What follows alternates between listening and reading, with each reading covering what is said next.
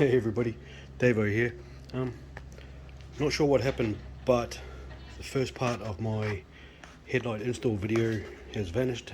Must have deleted it somehow. So I will do a rough follow-up and get it back on. So what we've done is these are the new headlights that we're putting into the vehicle. As you can see, they're already done because of, like I said, missing the first half of this, so I'm just doing a rough cut. Right, so we need to take off the bumper first. Now it's pretty straightforward. Undo these bolts at the up the top here. There's 1, 2, 3, 4, 5. There's 6 of them. They're all 10mm. And then undo the little pop-up clips as well. Now on the bottom, and we probably can't see. Now on the bottom there's some more clips. Just remove them all. I think there's about 6 or 8 all up. Just along there. Once they're all out, it's all good. Another one just here.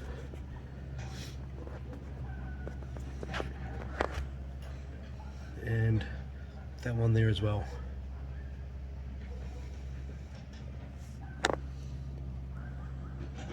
They just go along, as you can see.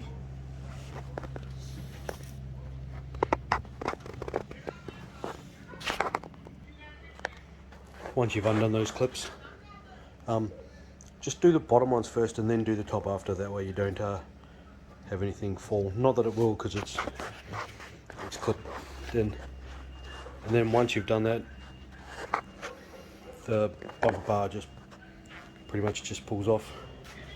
But we've got a video that goes into that as well. Alright, so these clips here, I just want to show you. These are a little bit different, these ones, oops. Which is these clips here. Now they're little round clips, as you can see. But to get them out of the bumper, you need to push on the inside here. Let's see if I can do it. While trying to hold the phone and do it at the same time, I'll show you. See how I've just pushed it in, and then you just use your pry tool to pull them out.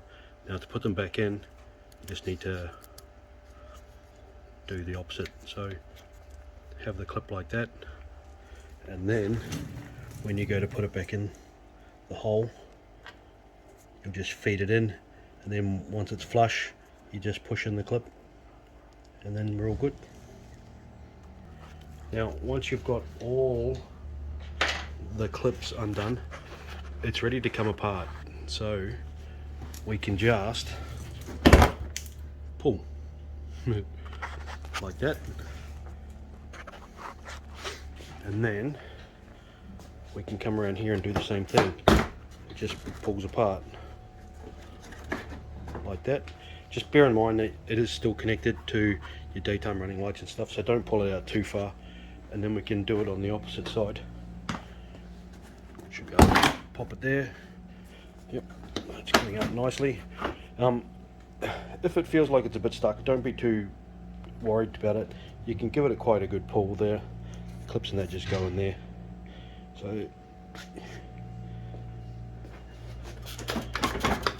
and then it should just come off. Show you what it's like when it's off. One thing we've got these freaking covers on ours. There's a little clip on them. Before you take off the bumper, you can pull it out and just pop these off. Just sits that way around. As you can see, there's just a little clip right there on the top. Just pop it and pull that off.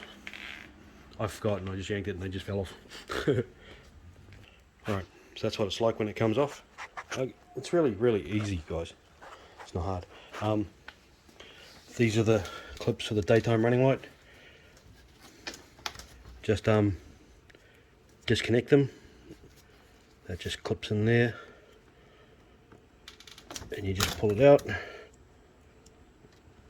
Hold on, I need a screwdriver just to push on it. Alright, DRL clips are off. That's what it looks like when you've got it off.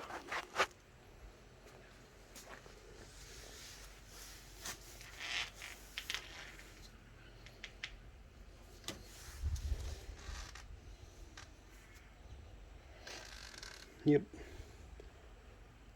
So that's cool.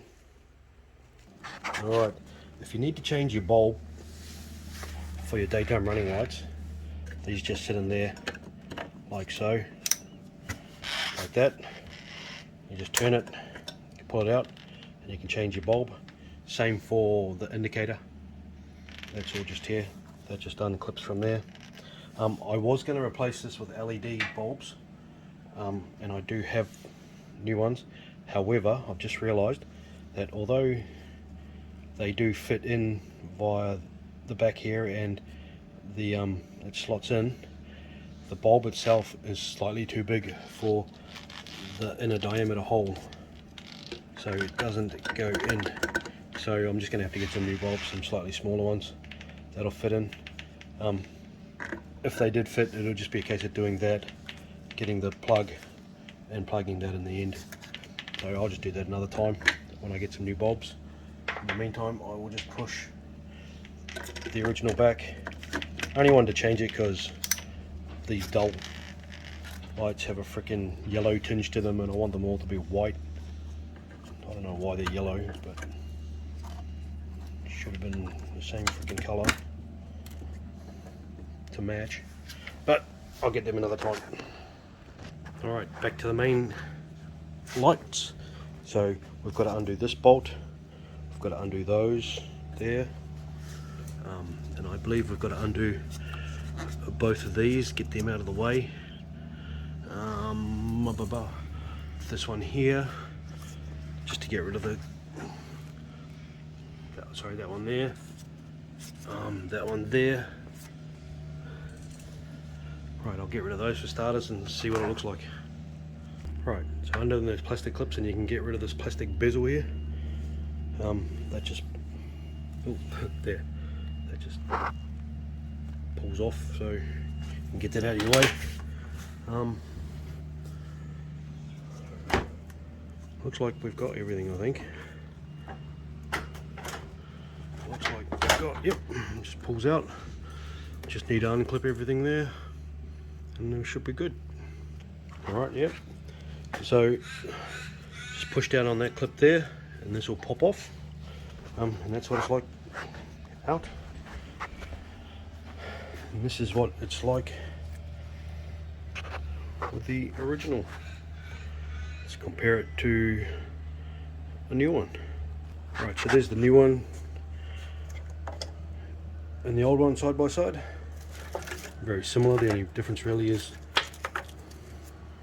this connection is already done through here. Don't have to worry about that one. Don't have to pull anything out by the looks of it. Should be just a straight swap over. Daylights. So plug into here.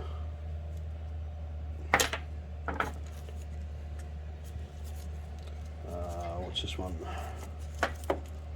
Steering harness. Oh, we'll have a look when we're doing it. Alright, so that's what it looks. That's what it looked like when it's in. I've tightened that, I've tightened that, tightened that, I've tightened that just to see what it's like. But I've noticed I've got a bit of a gap here. It's pretty noticeable. So I don't know how that's going to be fixed. But what I might do is get a bit of rubber or something foamy, just put it on the inside there so it stops any water leaks. Other than that, looking spiffy. Right, let's see what we can do next. Alright, so cabling. So what we need to do is I'll show you on the light that's not in yet. So there's your main connection. There's your connection for your daytime running lights, and this is the steering connection. Now this connection here connects up to the following. We'll connect to this connection here. Now at the bottom where your daytime running lights are, there was another harness that come in the kit. This one, this harness just connects to where the daytime running lights would have connected into the car. and then you just connect that into it. So I'll show you that end. So when we put the bumper back on, that'll connect into, in this case, this side. And that yellow cable that we had here, it's going to come out.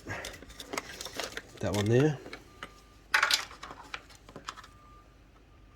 will connect into that one. And with both those connected, that'll be your daytime running lights and your indicator all hooked up to the main plugs. Now, that one there, the main plug, connects back to this main plug, so those two will go together. Now, the red cable that connects the daytime running lights, so I'll show you on here, this one here,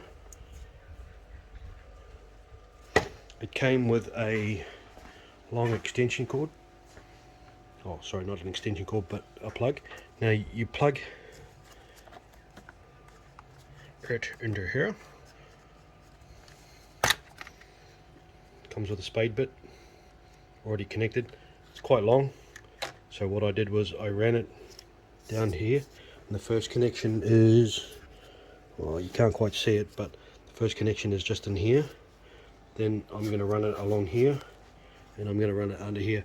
Don't really have a choice because it's got to come to the front, but I don't want to have it going along the radiator because that's too hot. So I'll just run it along under there.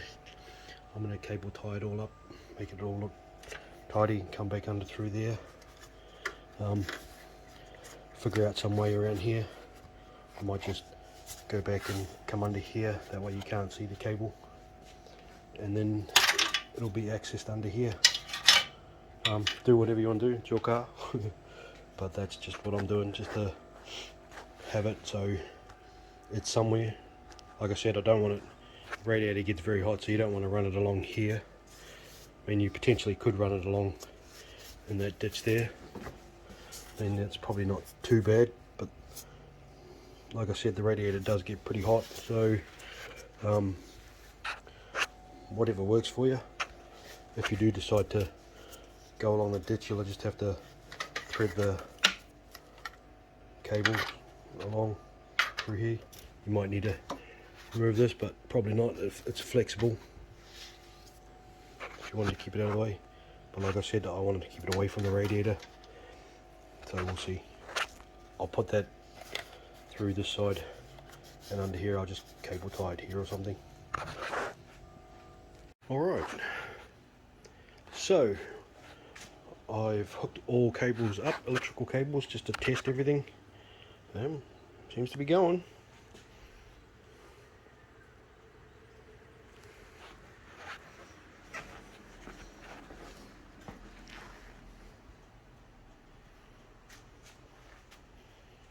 Beautiful. So now that you're happy with everything's connected, so just re-tighten everything back up that you've untightened. So put everything back together. I'm just going to redo this one so it sits a bit better in there. Hook everything back up, put your bumper back on, and you're good. I'll show you what it's like when I've finished. Right, once everything's connected, this is the final product.